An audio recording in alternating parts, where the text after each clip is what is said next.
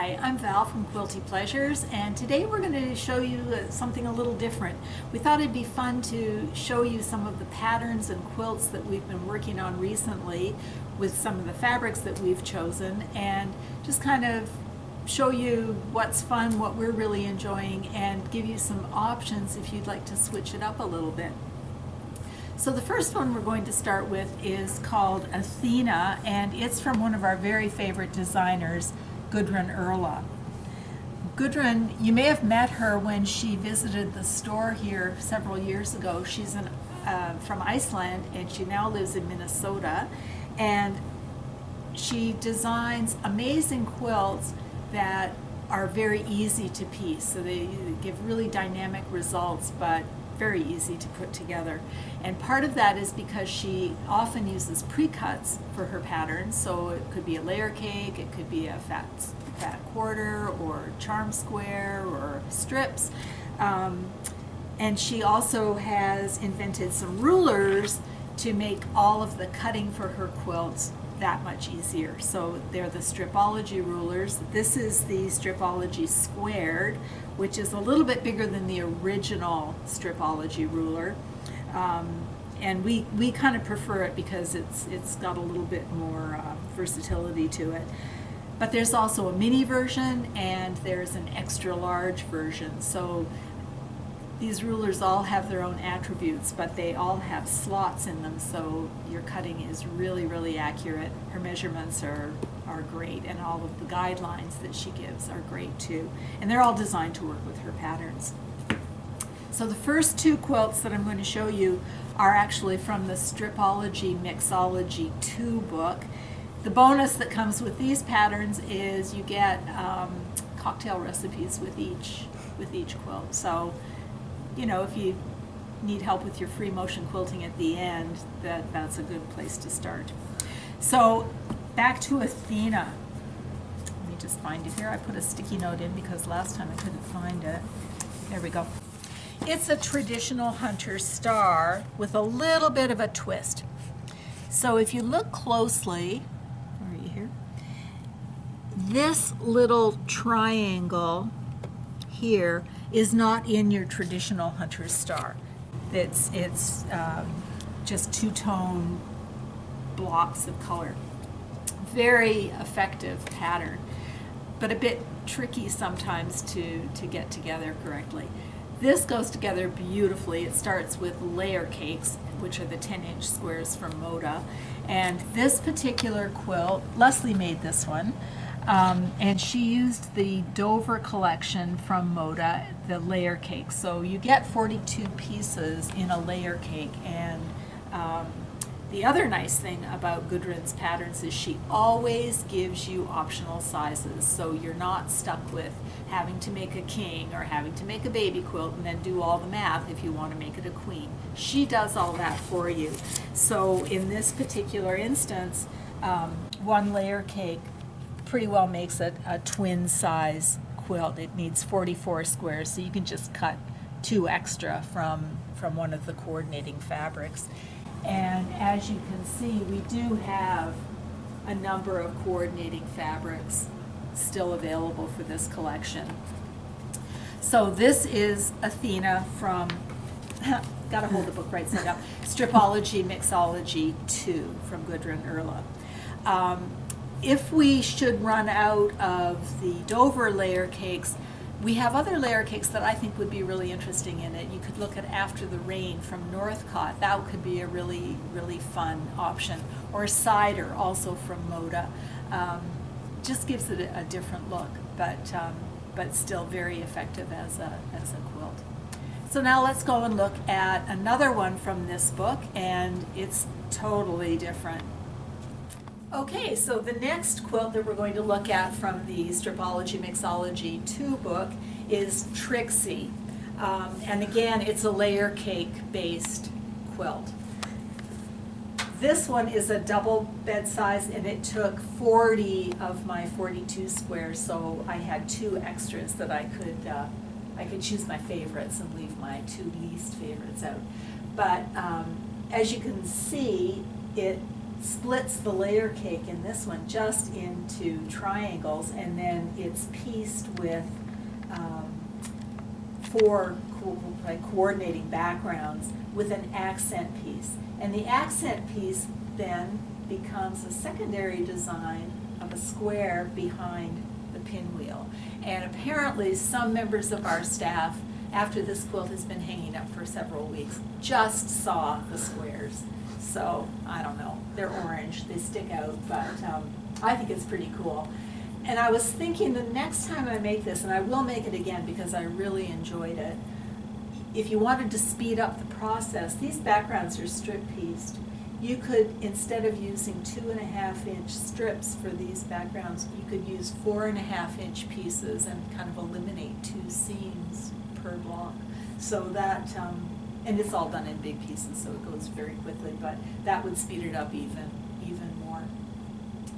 This fabric line is a Blooming Bunch, which is another Moda collection, and it was designed by Maureen McCormick, who is Marsha Brady, if you are of a certain age and remember the Brady Bunch. She was Marsha, and she actually is a quilter. I know people sometimes think, oh yeah, people just stick their names on designs, but she really is a quilter, and she really did design the fabric. So it's fun. It's got a very 70s kind of vibe to it, but we no longer have the layer cakes. We do have some fabric, the coordinates, and some of the focus fabrics we still have. But I was thinking it would be fun in Moody Bloom. Still has bloom in the name of the collection, so I think that works. These are very watery, kind of sun-printy kinds of fabrics. Nice, bright, vibrant colors. And I think that this would work very, very nicely in this pattern. It'd be very cheerful and lots of fun. And again, we do have the coordinates that you could put together to do the secondary design, or if you wanted to do a backing or something that coordinated, that would be a good option. So this quilt is different. This one's Elvira, also from Gudrun Erla, but it's one of the standalone patterns. And I thought this pattern would be perfect for Katie Pasquini Massapust's collection Dance Moves. These fabrics are huge, and the prints are huge, and they have a lot of movement to them, and a lot of color, and a lot of vibrance, and I didn't want to cut them up into anything too little. These blocks are something like 22 inches long, so you get a nice expanse of fabric, and they really pop. Again, it uses the Stripology ruler. It's the extra large one this time because it gives you the 60-degree angles that you need to do these insert strips. And if you use Gudrun's point trimmers, which are little tiny templates that help you trim off the points of triangles so that everything lines up perfectly, these guys go together so slick. It's a really quick quilt to make.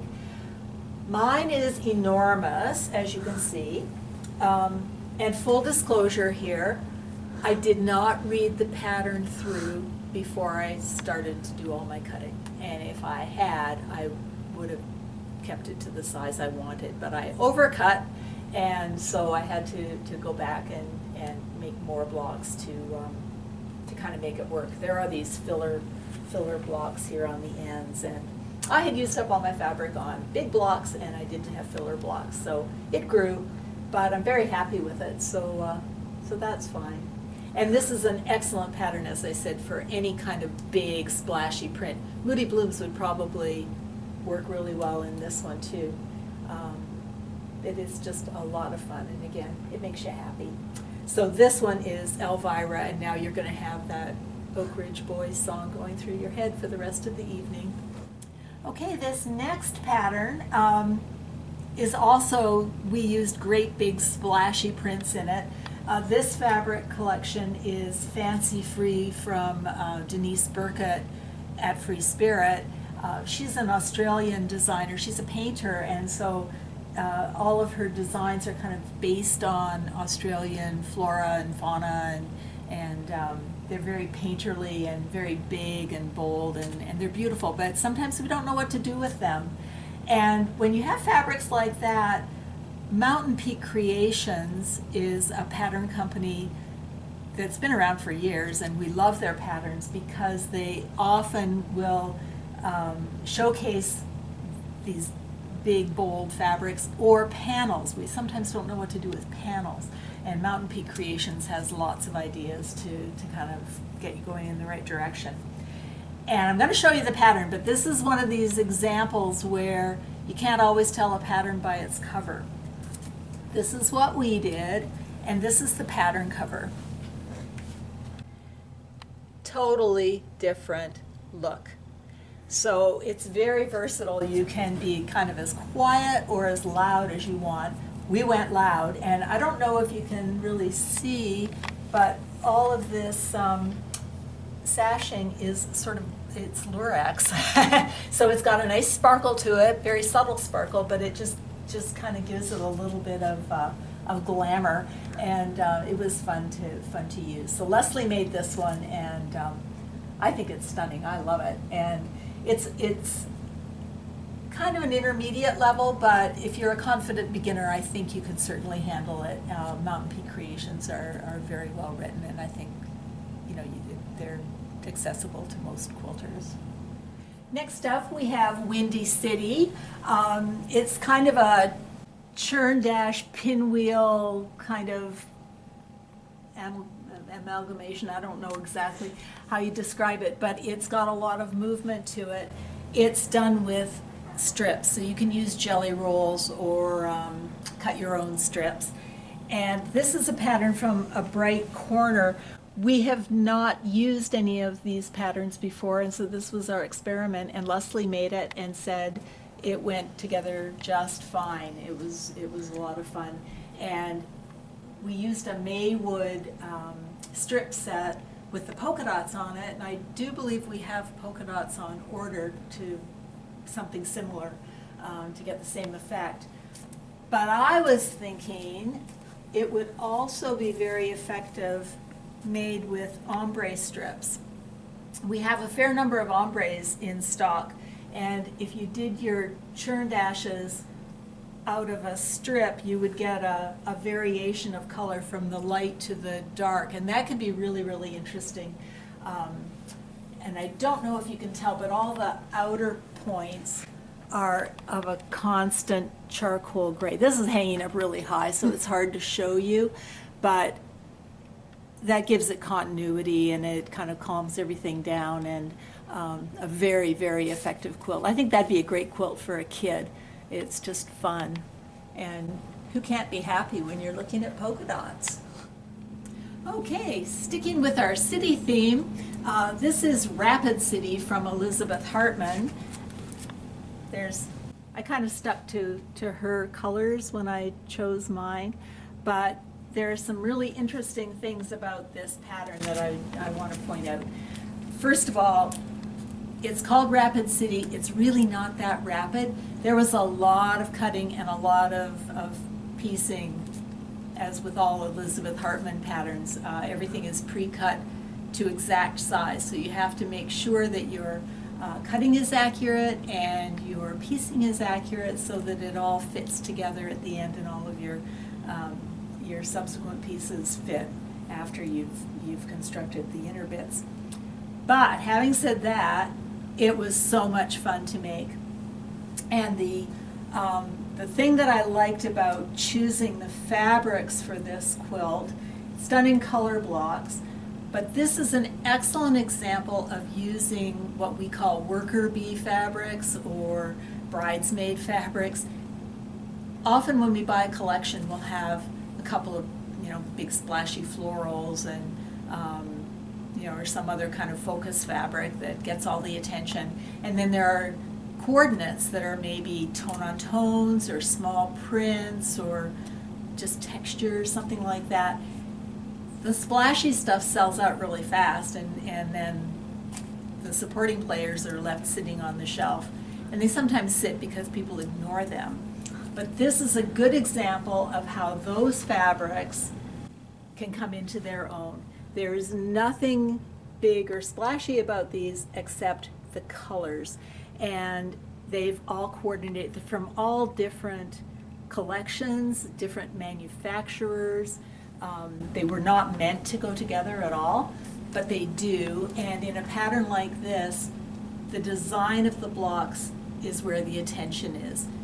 It's a very graphic, wowy pattern, so you don't need graphic, wowy fabric. You can use these tone-on tones, very small prints, very quiet fabrics, pattern-wise, and they still pack a big punch. So Elizabeth Hartman often uses solids in her patterns. If you've looked at Woodland Forest or any of her other patterns that she's had out through the years, she very often uses solids. But in a case like this, these little textures and tone-on tones are perfect, and it's a good way to let them shine instead of just the brides. And this is our last quilt for the this show and tell.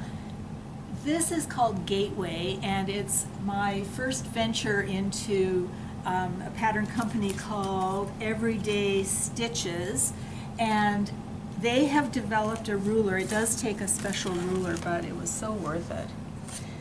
This is the Everyday Curves. Oh, I got her upside down. I don't know. Goes like that. This is the Everyday Curves ruler. And this is a ruler where the seam line is built into the template. So when you're doing your curves, everything fits. It's like setting a sleeve into a dress. You can see that everything lines up. This isn't like So Kind of Wonderful's where you share a cut line. This actually shares a seam line. And I'm going to do a dedicated session on curved piecing one of these days to show the difference between those two types of curves. But I just wanted to show you this pattern that uses the Everyday Curves templates. So it's called Gateway, and in this layout in the quilt they made kind of lozenge shapes, but I went with the Gateway shape because it looked like doorways. I thought that was pretty cool. The template worked beautifully. I had no trouble piecing, and they're very gentle curves. The instructions are great. You have to keep your wits about you a little bit, but as I said, I'm going to do a dedicated session on curved piecing. But this is a really nice pattern to start with, and it's fun to play with your fabrics. So you can, I used kind of wild stuff. Again, this is an Australian collection. I just had some sample pieces that that I liked, and they happened to be the right size. So I got a baby quilt out of it. I would like to go and do a bigger quilt. I think it's pretty neat. And since we don't actually have this fabric, I was thinking, okay, what would be a good substitute? You could do anything kind of coordinating. You could, you know, mix these up, do it very scrappy, do it very coordinated, up to you.